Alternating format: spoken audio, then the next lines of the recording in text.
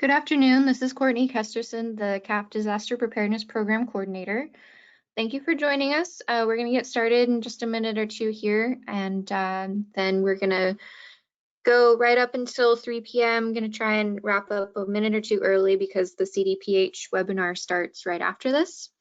Again, if you have any questions, you can put it in the question box and we will get to them at the end of the program today. Thank you.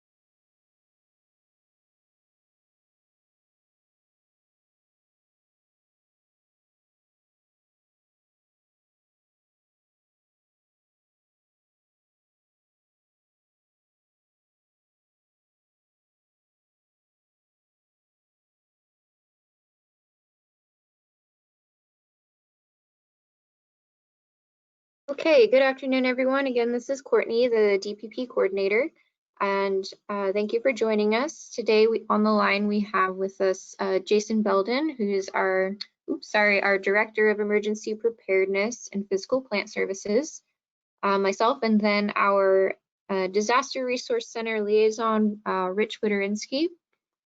And so if you haven't joined us before, this is an ongoing webinar series for LA County, who we have a grant with to do technical assistance and training, exercise support for SNF providers in LA County. So these are some acronyms that you might see in our presentation today.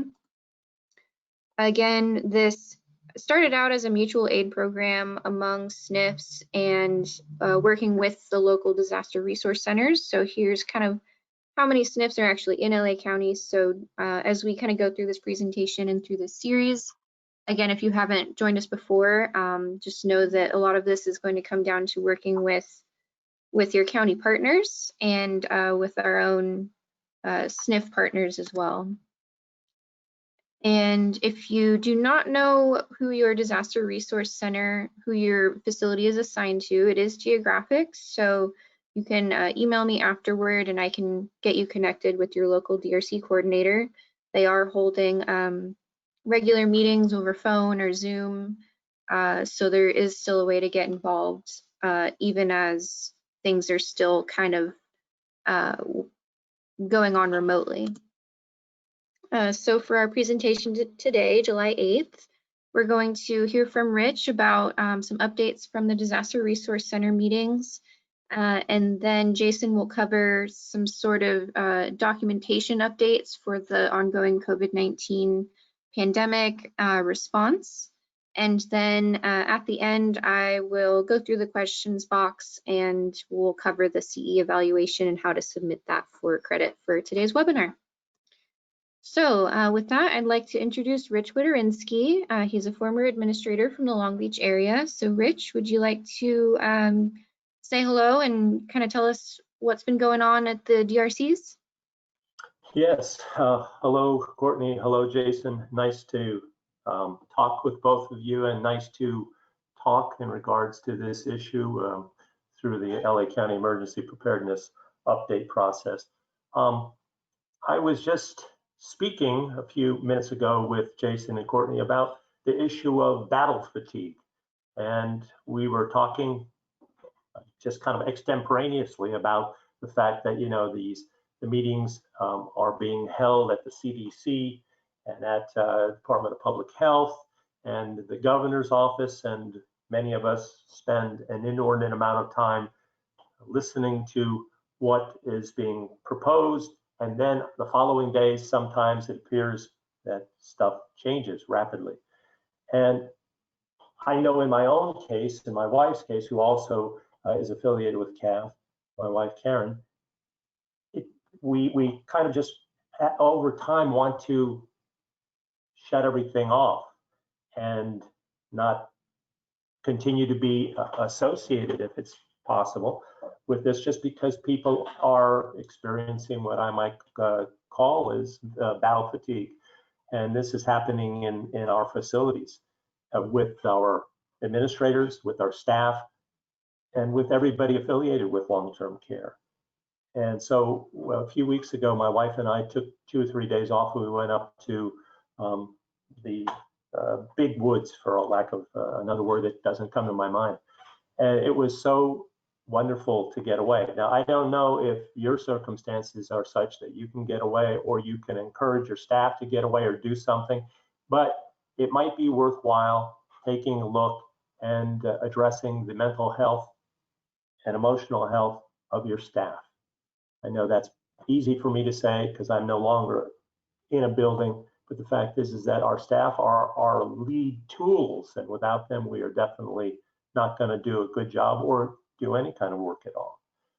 Another thing that comes to mind within that context is showing appreciation to your staff, and I just assume that everybody is, but if you haven't considered that, it might be worth your while to get a bunch of pizzas and spread them around if it's possible in terms of your budget allowing. I would also suggest that there's all kinds of very heroic things going on here, and as a result, it should be, if at all possible, documented. So documenting best practices are very important. It is very important, if that's the word that needs to be passed on. Let me see. Okay, continuing here, there was an instance of a lady at the Region 1. Let me see, Region 1 encompasses is Adam Richards, he's the head. It's California Hospital and Kaiser, and I was on their DRC call about a week and a half ago. And as Courtney indicated, the DRC calls are again re-emerging on various platforms, Zoom being one of them. And they are slowly emerging from the perspective of, let's say, long-term care coming and joining, hospitals coming and joining, because, you know, for the longest time, for several months now, we haven't had any DRC meetings as such. And so again, it's worthwhile for people to come in, listen to that, get some support perhaps, ask some questions. And in this case, we had a lady by the name of Carol, who was the administrator at Garden Crest, and she talked about her setting and how an incredible job her staff did when their building had, I believe, 22 positive in 1 month, and how they were able to set up some type of quarantine and post-COVID care. So anyway, if you have some way of documenting things from the perspective of best practices, please do so. So, if you don't, Rich, yes, ma'am. Oh, I just wanted to ask, when you're attending the DRC meetings, did you see, I know that Andy Ward up at St. Joseph's was working with long-term care for PPE distribution at some point. Did you see that happening at any of the other disaster resource centers? Yes, except for the fact that the PPE that I could observe wasn't going to long-term care, it was going primarily to hospitals. And again, Chris Sandoval was talking about let's say a container of PPE going to be at certain hospitals to be spread around, but at the same time, I never heard anything about long-term care in there. And that being said, Andy Ward's Region 10, I think, is going to be next week. And so this is a question that I'm going to have for him and others of the administrators or hospital folk that join us. And as I said, they're slowly coming on board. There's the amount of nursing homes is still just maybe one or two. And in the past, sometimes we've had, maybe a half dozen or a dozen people join us.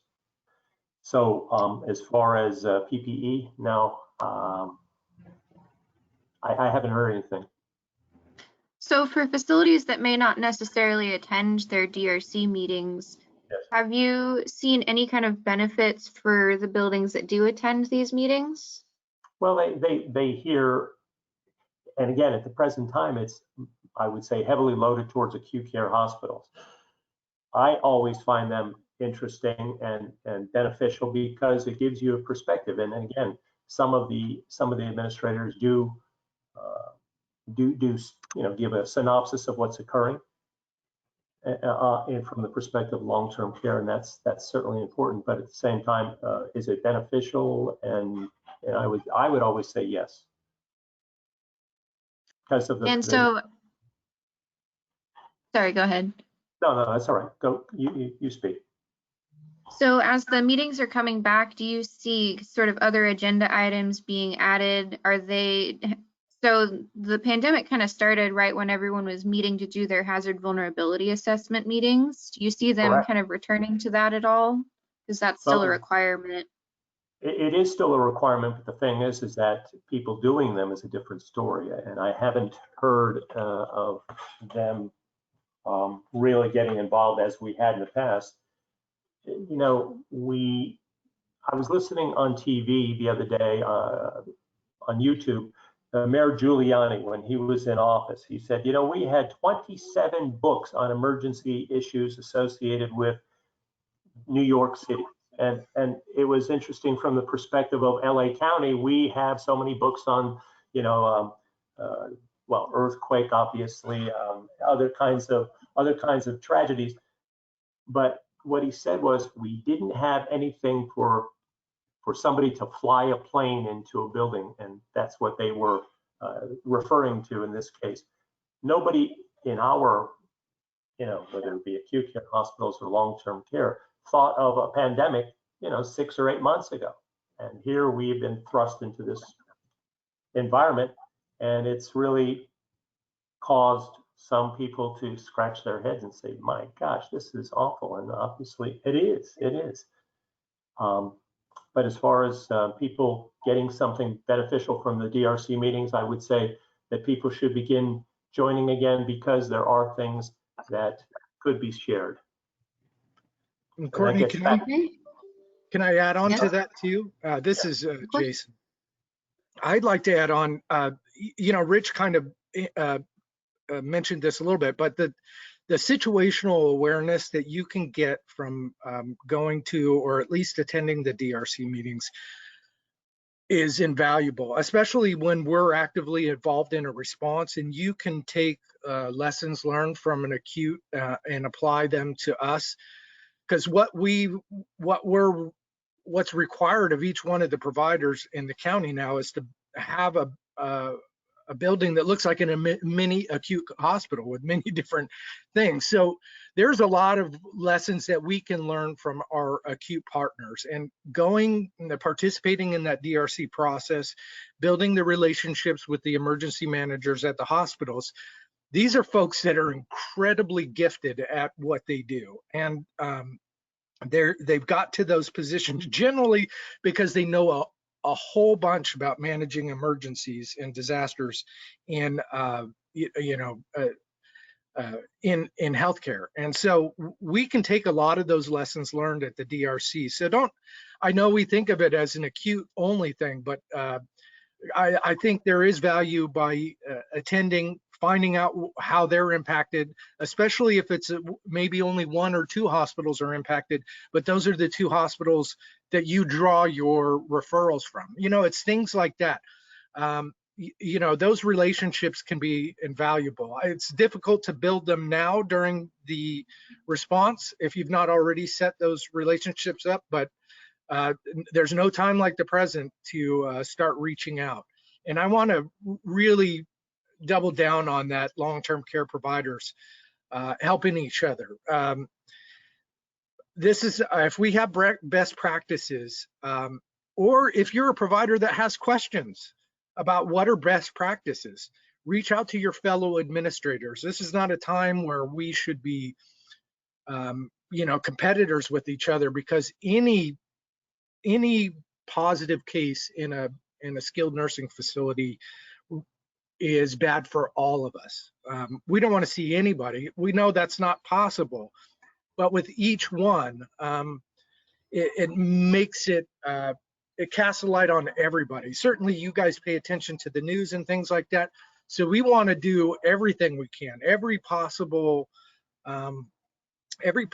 avenue of increasing our awareness on how to be the best we can be during this time is incredibly important. So I just wanted to mention that as a benefit to attending the DRC meetings, because you're going to meet other providers and you're going to meet acute care hospitals that have experience doing these things. Those both invaluable connections to have. So. And Jason, as those meetings come back, I just got an email from another DRC coordinator saying we're back. I'm going to post those on CAHFDisasterPrep.com/events. So because it's not a CAHF event, it's not going to be on CAHF.org, but check on our website where I kind of keep a running list of different county meetings that you can click on to get involved with. And I'll be updating that today and over the next week as we get those dates in. So. Jason Jason, I looked at my notes here from a meeting that was held a few weeks ago, and they're talking about regional exercises are going to, they're still planning on moving ahead with the flood exercise for Los Angeles County. And that would be on the 28th of October. And we'll see if it comes and bears fruit, but the fact is this is something that they're continuing to plan for. HVAs, when, I think that people need to reappraise their set of circumstances now in terms of a hazardous vulnerability analysis. And in one instance, if something just comes to mind, is the fact that, we had the looting of pharmacies. I think in the country, there was several hundred, and there were unfortunate instances here in Los Angeles County when this occurred. And that's another instance that should be, or another incident that should be added to our HVA. That's a great point, Rich. We've got to walk and chew gum at the same time. Learning about COVID is just a part of what you do. You provide care and you do 8 billion other things in the day. This is just added onto your plate. But in terms of the HVA, here's I'm going to give you this. Your number one for next year should be pandemic, right? we can put that as number one and be pretty confident that that is, without a doubt, the most impactful thing that can happen to any skilled nursing facility. So my recommendation is whatever you had number one, that goes to number two if you didn't have pandemic number one. So I've given you your annual update, just do pandemic number one. And for number two, in terms of the exercises, when Rich talks about these exercises, there's many folks that work at the county that are going to be participating in these exercises that aren't actively involved in the response to COVID. So they'll be able to do two things at once. When you guys look at doing your exercises, what we're currently involved in and the record keeping that you're doing is going to allow you to use your response to COVID as in lieu of doing a full-scale exercise this year. So if you capture that information appropriately in an after-action report and an improvement plan, you're not going to have to, at least from a regulatory perspective, participate in that full-scale exercise. And frankly, I don't think a lot of providers will participate in it simply because they will have this pandemic under their belt. But you will still have to do a tabletop exercise. And when the county does their tabletop, that's going to be your ability to participate in that exercise. I'm not very confident that CAHF is going to be able to do a tabletop for just you guys this year. I don't know. It's possible. Traditionally, these have been done in person, and I think for the remainder of 2020, at least for long-term care, we're not going to ask folks to congregate together, especially inside in a setting that could potentially lead to disastrous results. So we're not going to do that. If we can find an appropriate and clinically valuable way to do tabletops virtually, then we'll do that for you. But at this point, I think plan to at least participate in the tabletop for the county as a part of that second exercise requirement. And then as we get closer to those days, we'll definitely keep you guys aware. Do you want to move on to the next slide? Did you have anything else, Rich? Yeah, well, just one additional thing, Jason. So you mentioned the issue of pandemic as being number one and bumping the second one. Again, what I would suggest that people consider is, so what are we going to do with our medications in terms of protecting ourselves in the event of some civil unrest? And so perhaps civil unrest is something also that could be or should be right on the other side of the, let's call it COVID-19 pandemic. Yeah, and I tend to have an optimistic view of social things, and so my hope is that we can overcome that. But certainly, if you did not have that on your HVA, definitely add it in. It definitely has less impact on life safety of the residents of the building, but it has the potential to be impactful for sure. I would just like to throw out there supply chain interruption. I've seen those on HVAs before, and we've never had anything as bad as this as well. So all those protocols you've had to put together for tracking your PPE, finding vendors on a rolling basis. If you don't already have it written down, I would recommend writing that down and incorporating it into your exercise, or when, like how Jason was saying, using your response to fulfill your exercise requirement. So, okay, would you like me to move on to the next slide? Sure. Next.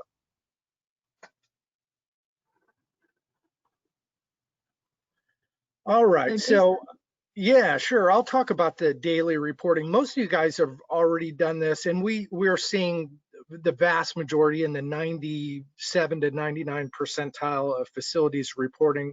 I just want folks to know, if they're not aware of this, if you have been, if you think you're doing the survey correctly, that's great. But what we want you to do is go to the SNF dashboard to make sure that your facility's information is being counted correctly. And the reason why we say that is, if you get cited for this, the normal procedure for the citation is different for this. If you failed to go in and log here, and you have to log into that thing just to see if you've been cited. We've been told you may or may not get a 2567, and so you may be getting fined every day because something's going wrong internally that you're not aware of. So just go check to make sure that your facility's information is being documented correctly. And that's really all I want to concentrate on that one. Let's go to the next one. I do know that I've received emails saying that the health plans are now going to require another level of reporting. So they'll want to know test results for their individual plan members that are being tested. And we have a call planned on Friday with the health plans. I know that LA Care sent out that note earlier this week, and we're going to talk with those folks. We feel it's definitely just an additional add-on that seems to be a repetitive with information that we provide to the county. And we've actively asked the health plans if they're interested in that level of granularity, that they can gather that information from either licensing or LA Public Health. And we'll let you know what the results of that are, but it may come to a point where some some communication or some reporting is going to have to be done to the individual health plans as well. We'll try to advocate on your behalf to let them know that each one of these things adds extra time that we take away from patient care, and that's not what we want to do, especially during this time. So, and then in terms of the baseline testing, if you've not already done this, that baseline testing needs to be reported at that link there. And we've also got notification that CDPH will be doing unannounced infection control surveys. Those are already happening, and we know those that the fact that you may not have submitted your baseline testing may be the red flag that's causing them to go out to the facilities. But we definitely want you to work with your district office if you're having difficulties obtaining the results of those baseline testing. Or anything like that. Try to be as transparent as possible. Let them know difficulties that you're having with obtaining those tests. I'll give you some an overview of what's happening in the state and other counties, and this can give you an idea of why you may be experiencing test delays and why LA Public Health has said they're not going to be able to help you do the surveillance testing. So this massive amount of testing has quickly or rapidly, impacted counties that were not as impacted as Los Angeles now. And those counties have not only said that they cannot help with the surveillance testing, but they're not going to be able to do the response testing. And that's their primary function as a public health department, is to manage those outbreaks, and testing is a part of that. And if they can't do their number one function as a public health department, that means that they're moving long-term care down the list, and they're prioritizing the folks in the acute hospitals and the community at large over the people in the nursing homes. So they're moving to more of a crisis strategy when it comes to testing resources. And that same thing could have impact on those vendors that we're using. Those vendors aren't the public health labs, they're their own labs. But as more people move away from using the public health labs that are, testing for the community and for the hospitals, those testing resources are going to become less reliable. And we've got word this morning that certain counties have run out of reagent. And so the testing, we all want this to be done. But we need to know if, one, you're using the vendors that the state has put together on that list, and if those vendors are not meeting the turnaround time frame. That's really important because it has less and less clinical value if we get the results back in a week from now. We're already, and those people are still working, we've already exposed folks for a week without getting the results back. So we need to know about those so that we can address that with the state. We may not be able to fix those time constraints because that seems to be something that's limited by the resource and not be by our effort or our knowledge of the resource. It is, but at least we're not going to be held liable, or at least we can point to the fact that we've done everything within our power. And that is the important thing going forward, is to document those things, to say, look, we're doing everything we possibly can. And when our county failed, we reached out to the private industry. And when private industry failed, we had nowhere else to go. So that's the kind of, thought process behind capturing all that's going on with your testing. So let's go on to the next slide, Courtney. All right, so we've got a number of waivers that expired. We've got waivers that were extended, waivers that were redone. The waiver on June 26th, the AFL 2022, has to do with the visitation. A week or 2 weeks into this thing, things change a lot.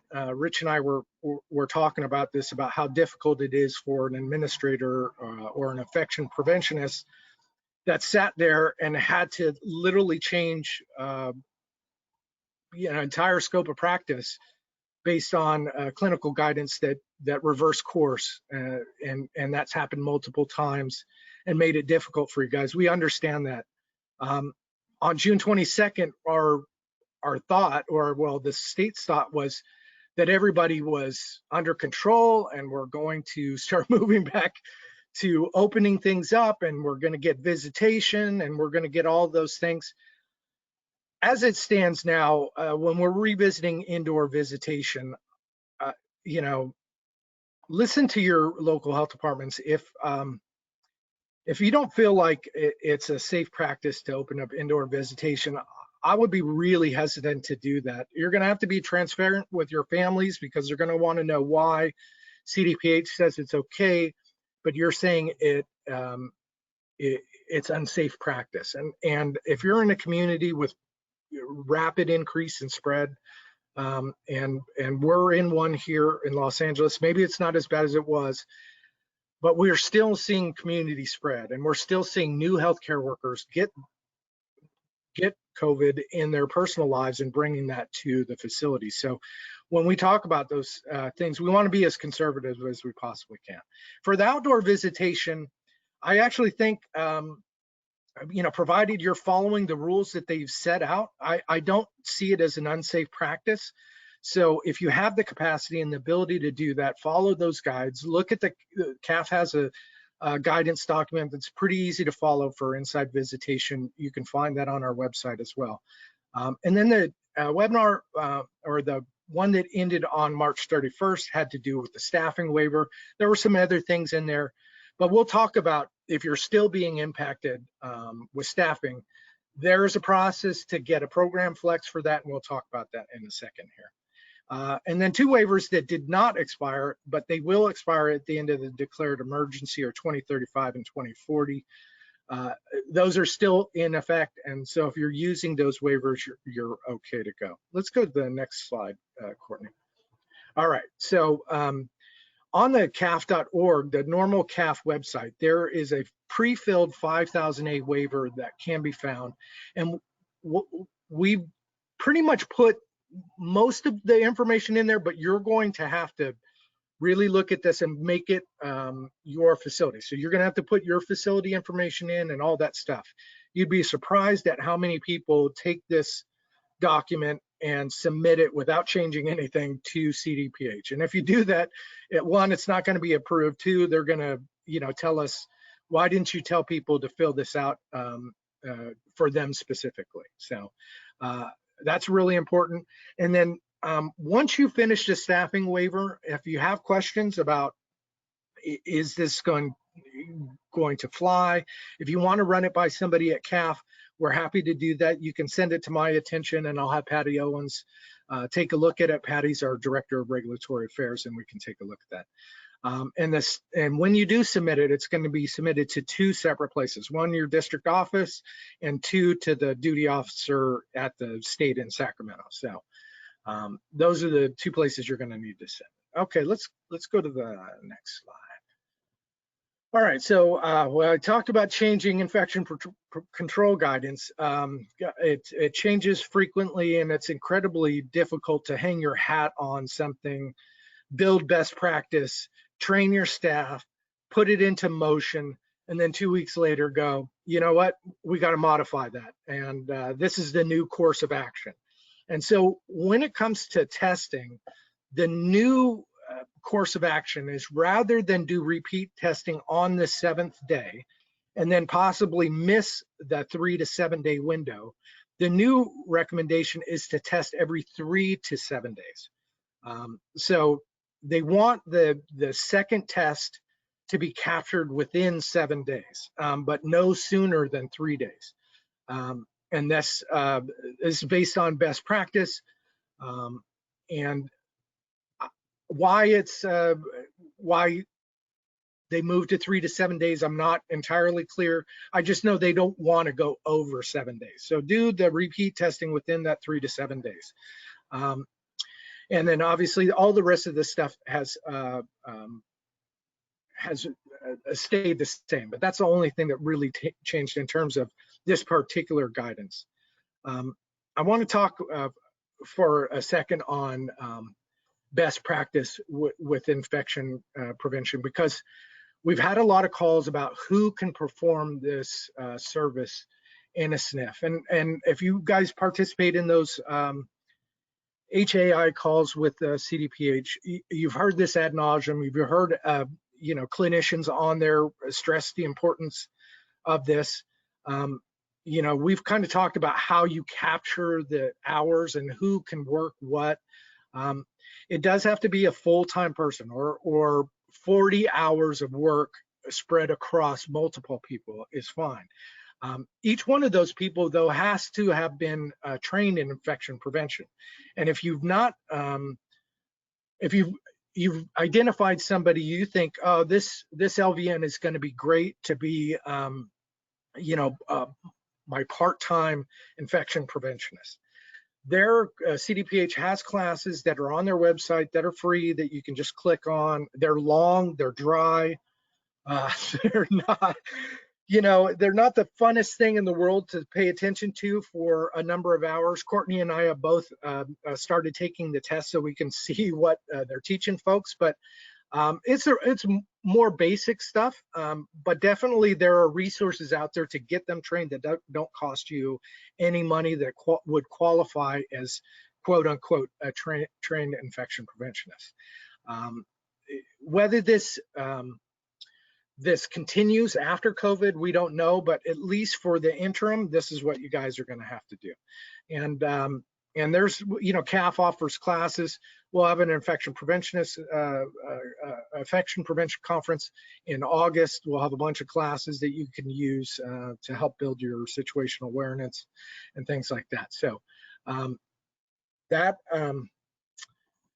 pretty much does it for the infection prevention. You want to go to the next slide there, Courtney? Before I get to the ReadyNet stuff and have Courtney go over the questions and housekeeping stuff for CEs, I want to talk to you guys for a minute about PPE. We listened to the governor have a press conference, or I listened to him have a press conference this afternoon, and I heard the report and I looked at the OES reports. If you guys are in what I would say, not conventional capacity for your PPE, are you assigning one N95 mask to a staff member, to work a full shift?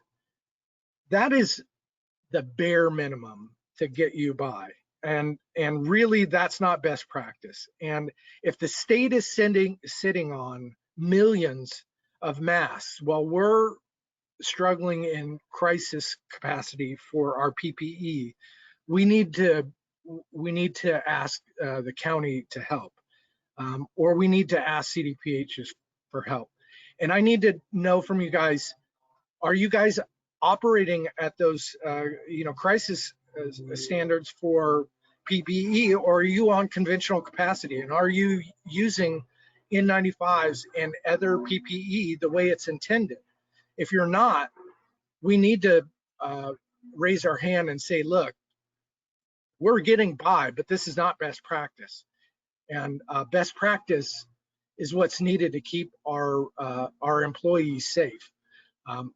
We've talked about the absolute critical need to have your staff go through the initial fit testing process. If you've not done it, you need to find a way to get it done. Either have somebody come teach you how to do fit testing, like a train the trainer class, and you can purchase fit testing kits so that you can do them yourself, or you need to find a partner, whether it's a fire department or a hospital or an EMS provider, somebody that can come help you fit test your employees. This, I know it's, we made it really clear to CalOSHA at the beginning of this response. Back in March, I talked to the director of CalOSHA myself, along with Heidi Steinecker of CDPH, and I told them we have somewhere between 50 and 80,000 healthcare employees that work in SNFs that have not been fit tested. Those people are being forced to take care of COVID right now. We don't have any choice. What do we do about getting them fit tested? And their answer to us was that these folks our enforcement arm is not going to be looking at this point in time. But that is not in writing anywhere. That's, you know, I'm happy to be an expert witness if you ever get called, because I guarantee you I told them that point blank and I made it very clear to them. But there has been no response from the state to help us with this. And so the only partners we have in getting fit testing are from private industry. They're not going to come from a state agency. These folks have expired all of their capability to help. There may be other things they can help with, like emergency staffing and things like that, but there's not a lot of help for us when it comes to getting our staff fit tested. I want you to document that. If you've not fit tested your employees, I want you to document that you've attempted to go out and get these folks fit tested through any means possible. When this thing ends, and eventually it will end, there's going to be a line of people waiting, you know, to go after folks in the skilled nursing world. And I don't want people that gave honest effort and that gave everything that they had to be held accountable for something that was outside of their control. And so the only way we protect ourselves is by having that information and documenting it appropriately. I apologize, I know that wasn't on the slides, but I wanted to talk about that. And I wanted to mention one other thing before we go, and this has been a real soup du jour in Los Angeles County. Many of you guys received emails from licensing that said you had to remove any plastic barriers that were in the means of egress if you were using that to designate or to cordon off your either your red or your yellow section, or both. We've had some talks with OSHPD. I've mentioned that on the CAHF webinars that you know, anything that blocks a means of egress is a violation of the Life Safety Code. In this particular instance, we have to go, well, what is the benefit is if we have demented residents that we have a very difficult time for getting them to wander into the areas that could put them at risk. In those instances, it's probably best practice actually to have a physical barrier, at least something that has a real visual blockage to it for those folks. And so we reached out to OSHPD, we asked them, you know, kind of a thing. They gave us a response. And then we kind of asked them again, like, is this actually required? Is this best practice? Is this a suggestion? And so essentially what the director of OSHPD, or the deputy director for the, you know, the physical plant side, has given us a written list of what they want. And it's very short, and it should be easy for you guys to follow. We're gonna have a letter that goes out in our e-news this afternoon that will have this information in it. But just know that the three kind of things that they need to have, the first two are extraordinarily easy. One, put a sign on the barrier that says tear down in case of emergency, emergency exit. That's easy enough to print off and tape it to the plastic. The second one is staff shall be instructed to tear down the barrier. So that's for all shifts. You know, whoever is on those shifts, let them know if the fire alarm goes off, you're going to need to tear down that barrier. So every staff member is going to be instructed to do that. Those are easy enough to accomplish. The third one is to make sure that the plastic material meets the flame retardant or flame spread rating set forth by the state fire marshal. And then in the information they gave me a link to the entire state fire marshal regulations. That's fine if you want to go read it. It's 80 pages of code. You can more than welcome to read it. I'm going to give you something that's really easy to do. Go to Google, type in visqueen fire barrier, and you're going to find a number of vendors that sell those resources. So if you've bought plastic and you've set up that plastic, and that plastic does not meet that flame spread rating, you're going to have to replace it, or you're going to have to remove it. I'm sorry, there's not a lot that we can do about that. But if you've done those things, and if that plastic is the flame retardant or fire barrier, you can just take a picture of it, take a picture of the signage, and send that information to your compliance officer along with the district office to let them know that you're meeting all the requirements.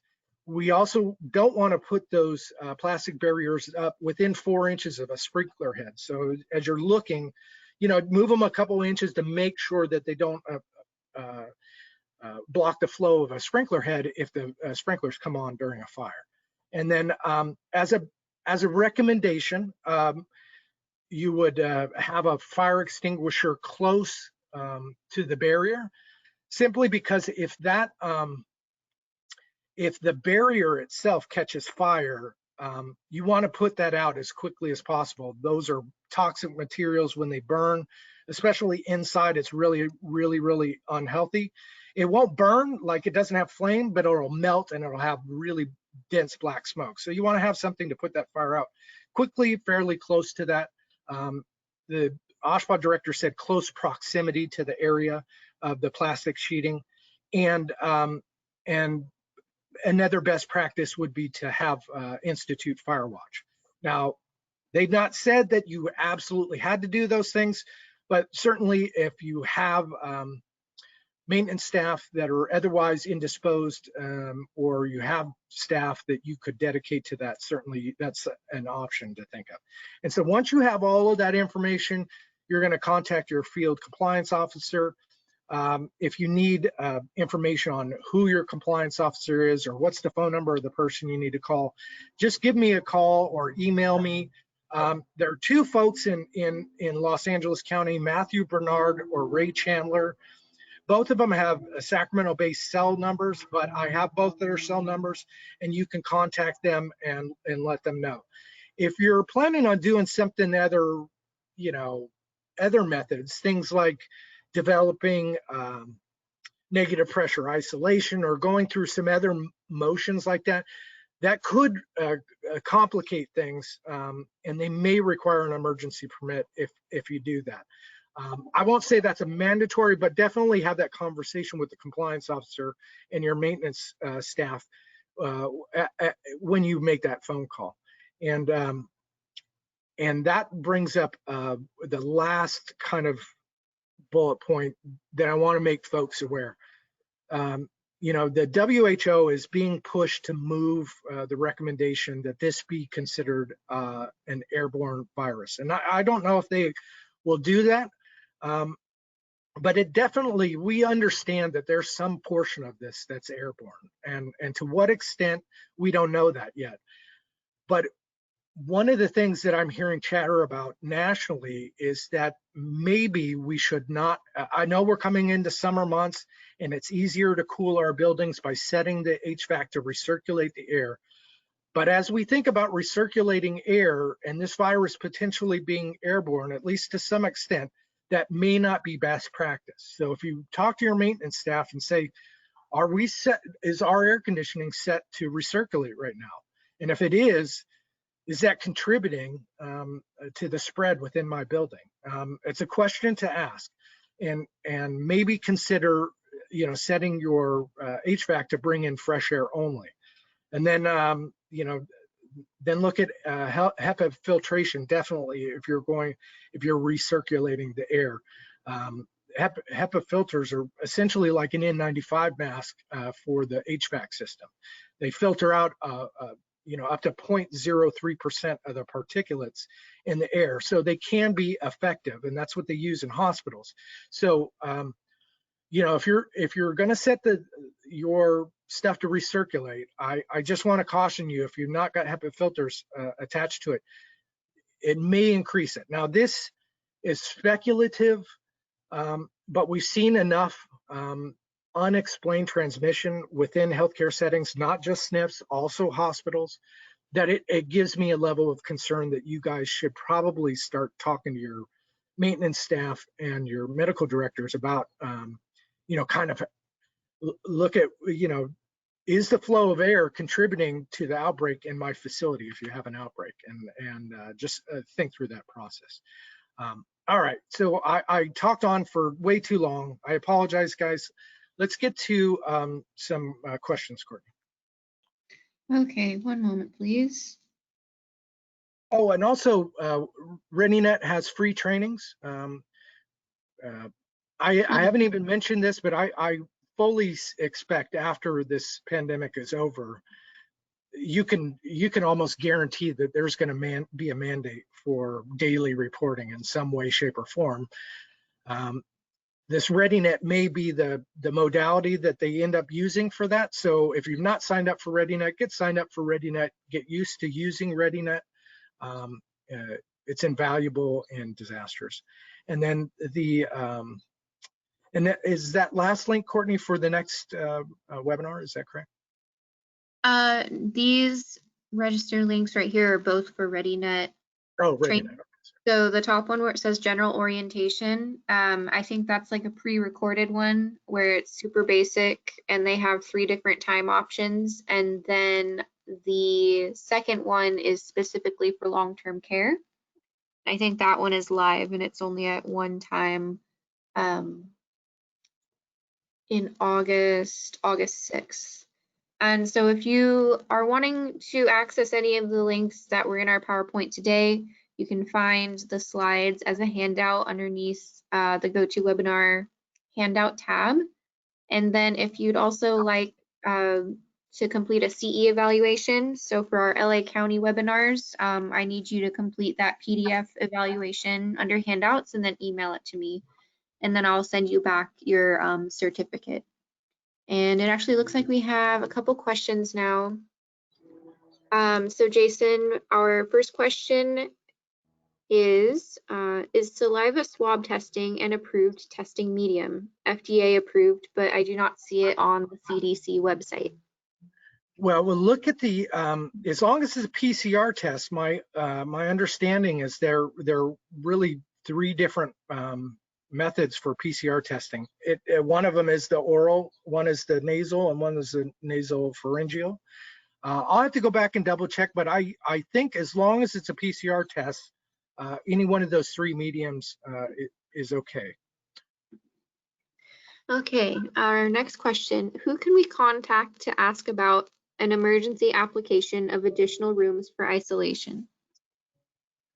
So that would be, any expansion of bed capacity will have to go through the district office. You would go through the Hospital Facilities Inspection Division, or HFID, for LA County to ask them for an expansion of bed capacity.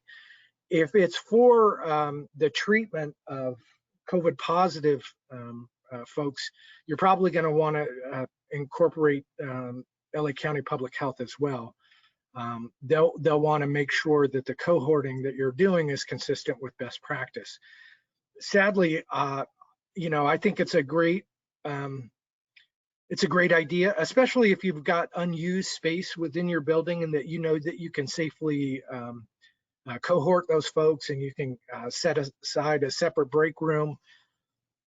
The case that you have to make when you talk to the district office is you have to say, in terms of protecting the life safety of not only the residents, but the staff in the building, this gives us the best method of doing that. And this is why. And we consider doing it in this manner, but these were the issues that we came up with. And so you're going to have to build a case by that. It can't be just because it's easiest for you. It has to be because it's best for the resident and best for the staff. And so as when you make that case to the district office in terms of bed expansion, those are the things that they're going to want to hear, not that it's easier for you to accomplish, sad to say. All right, next question. Yeah, I'm sorry. May I include the fact that this is where best practices of our sister facilities may help people out, because I tend to think that people are already doing this and it's just a matter of somehow reaching out and saying, yeah, I've got the way that was approved and works out well. Yeah, and there are some other facilities that have done that, and certainly hospitals are really good at redefining space very quickly in an emergency. So it's not like it's unprecedented. Correct. It's just that we have to say this is why, and the reason why is because it provides better protection to the other residents in the building, and this is the safest place we can cohort them. That should be your argument, and if that is why you're doing it, then 100% it should be allowed. And if it's not, then engage CAHF, engage me. I'm not the regulatory director, but I'm happy to make a call, and I can make a compelling case for why it is why that's best practice. So if you get feedback or you want me to get involved, by all means, give me a call and let me know. All right, next question. Okay, next question. Please clarify opening guidelines for SNFs in LA County. Do we wait 14 to 28 days after the community opens up? So I'm assuming this means visitation. Yeah. If it's about something else, you can go ahead and add it into the question box. But Jason, do you want to try and answer that one? Yeah, the minimum's 14 days after. That is a part of the AFL. But what I'm saying is that even past that 14 days, we're going to want to confer with our local health department. In LA County, I know it's hard to get a hold of folks, but I really think it's important for all of us to share this risk. And when I say we're sharing the risk, we're getting permission from a public health professional who's the subject matter expert, who runs this for the entire county. If they're saying it's okay, then they've signed off on this as being minimal risk. Until I get that, I'm really, really hesitant. One, I don't think it's I just don't think it's good practice to have extra people in the building. And I know it's incredibly difficult for our residents, but it's just, gosh, guys, unless we want everybody in our building to get these things, that is the point of entry. That's where it comes in. It comes in through our staff and through untested people coming into the building. Whether it be a new admission or a visitor, you could just see it happen. And what happens if that visitor gets it while they're in the facility? Then what is our responsibility and liability? I just go, man, it's really difficult. I would not be the first one on this boat. That's what I'm saying. And I want something from the local health department saying it's okay to proceed. And if the local health department issues that in a health order, then by all means, then follow the health order. If you move to something that's less conservative to that, and something bad happens, wow, gosh, you're going to be held liable, not just in terms of surveys, but potentially other liability exposures. So, all right, next question, Courtney. Okay, we have a question. What is the status of the quote army of contact tracers? I don't know. I heard that on the thing. I go that well. That's I hate to be crass. I don't want to laugh. I'm just they've not let us know, and we have weekly calls with CDPH, and they've not let us know in what, if any, capacity these folks are going to be helping our buildings out. They said they will, but what that's going to look like, when it's going to happen, and how it's going to happen has not been relayed to us. Sadly. Next question, if we have any more. We have a follow-up question from Roy about LA County's visitation. He asked again, so do we wait until LA County opens up again and then wait 14 days after that? Yeah, so the guidance on the AFL is 14 days after the local health department has gone into, give me a second, I'll look at the phase they quote, but you're gonna go 14 days after the opening of the county. Even then, I want somebody from the county to give me something in writing that says it's okay to resume visitation. That's what I want to see. That's what we ask the counties. LA is usually, we have conversations with the public health folks fairly frequently. On Fridays, we'll have another conversation with them. And that'll be one of the things that we ask for. Like, if you want folks to revisit visitation, we would like something in writing that describes, the expected standard and things like that. until we get that health order, I would be really hesitant to do it, because they may have specific things that they don't want to do that CDPH has said is okay. One of the things CDPH put on there was that if you have a current outbreak, you could still do outside visitation, and maybe that's not what LA County wants, and it doesn't seem like it's consistent with CDC guidance. So, you know, there's going to be those things where you go, well, which rule am I following? And in this case, it's going to be the local health department. The CDPH sets a baseline. You can't go under that baseline, but the county is free to be more conservative if they want. And so I just want to see that in writing. We'll ask the county for it, and they've been pretty good about issuing health orders or giving us guidance documents that we can keep for our records. And if you're interested in looking at what those health orders are on the CAHF Disaster Prep website under Contact Your County, the very first link is a link to all of the counties in California and their health orders.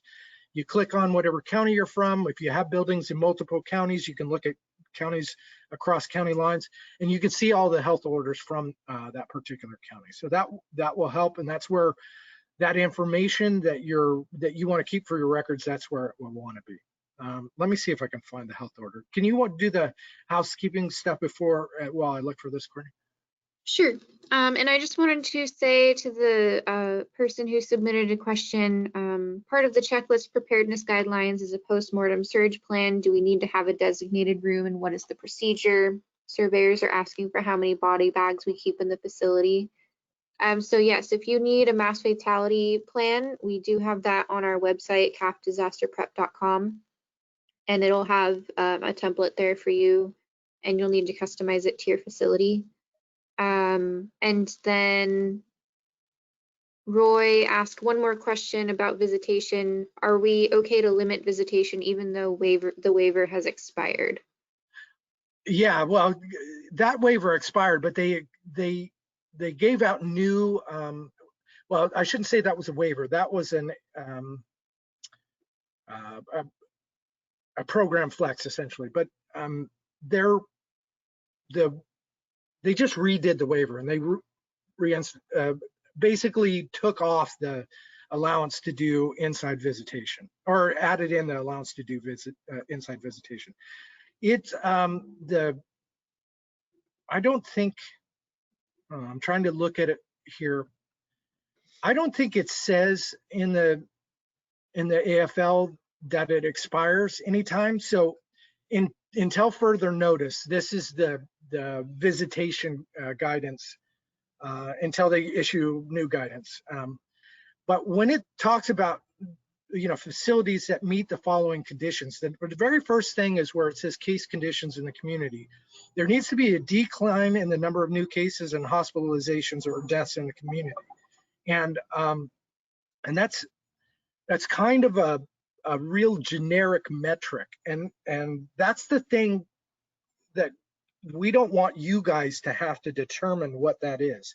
We want the counties to say, yes, this is the case. And that's why that very first thing, you can't be responsible for monitoring new cases, hospitalization, or deaths in the community. That information has to come from the county.